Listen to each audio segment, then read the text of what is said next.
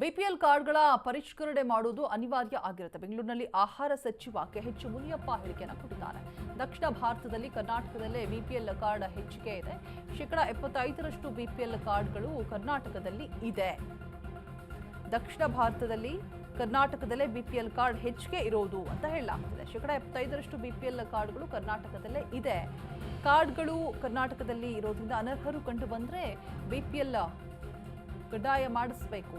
ನಂತರ ಎಪಿಎಲ್ ಕಾರ್ಡ್ಗೆ ಅವರನ್ನ ಸೇರಿಸಲಾಗುತ್ತೆ. ಮುಂದಿನ ತಿಂಗಳು ಬಿಪಿಎಲ್ ಕಾರ್ಡ್ಗಳಿಗೆ ಅರ್ಜಿ ಆಹ್ವಾನವನ್ನು ಕೂಡ ನೀಡಲಾಗುತ್ತೆ ಅಂತ ಹೇಳಲಾಗ್ತಾ ಇದೆ. ಇಡೀ ದಕ್ಷಿಣ ಭಾರತದಲ್ಲಿ ಹೈಯೆಸ್ಟ್ ಕಾರ್ಡ್ಸ್ ಇರೋದು ಸ್ಟೇಟ್ ಕರ್ನಾಟಕ. 70-75% ಇದೆ. ಆದ್ದರಿಂದ ಪರಿಷ್ಕರಣೆ ಮಾಡಲೇಬೇಕು, ಅನಿವಾರ್ಯ. ಮಾಡುವಾಗ ಅನರ್ಹರು ಯಾರಿದ್ದಾರೆ ಬಿ ಪಿ ಎಲ್ ಅಲ್ಲಿ ಅವ್ರನ್ನ ಎ ಪಿ ಎಲ್ಗೆ ತಗೊಂಡೋಗ್ತೀವಿ. ಅವ್ರ ಕಾರ್ಡ್ ರದ್ದು ಮಾಡೋದಿಲ್ಲ, ಎ ಪಿ ಎಲ್ನಲ್ಲಿ ಇಡ್ತೀವಿ. ಒಂದು ವೇಳೆ ಇದು ಮಾಡೋವಂಥ ಕಾಲದಲ್ಲಿ ಯಾರಾದರೂ ಬಿ ಪಿ ಎಲ್ ಅಪ್ಪಿತಪ್ಪಿ ಎ ಪಿ ಎಲ್ಗೆ ಹೋಗಿದ್ದರೆ ಅವ್ರಿಗೆ 24 ಗಂಟೆ ಒಳಗಡೆ ಅವ್ರು ಅರ್ಜಿ ಹಾಕಿದ ತಕ್ಷಣ ಮತ್ತೆ ಅವ್ನ ಬಿ ಪಿ ಎಲ್ ಉಳಿಸಿ ಅವ್ರಿಗೆ ದವಸ ಧಾನ್ಯಗಳನ್ನು ಕೊಡೋದನ್ನು ಮಾಡ್ತೀವಿ. ಗೈಡ್ಲೈನ್ಸು ಕೇಂದ್ರ ಸರ್ಕಾರ ಕೊಟ್ಟಿದೆ.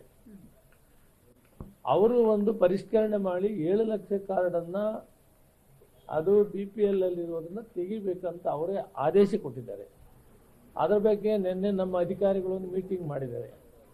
ಮೀಟಿಂಗ್ ಫೈಸಲ್ ಏನಾಗಿದೆ, ಯಾವ್ಯಾವ್ದು ಮಾಡಬೇಕು ಅನ್ನೋದನ್ನು ಒಂದು ನಿರ್ಣಯ ಮಾಡಿದರೆ ಅದನ್ನು ನಾನು ಮೀಟಿಂಗ್ ಮಾಡಿಬಿಟ್ಟು ಯಾವ್ದು ತೆಗಿಬೇಕು, ಕೇಂದ್ರ ಸರ್ಕಾರ ಪರಿಷ್ಕರಣೆ ಮಾಡಿದಿರೋದ್ರ ಪ್ರಕಾರ ಏನು ಮಾಡಬೇಕು ಅನ್ನೋ ವಿಷಯನ ನಾನು ಮಾತಾಡ್ತೀನಿ.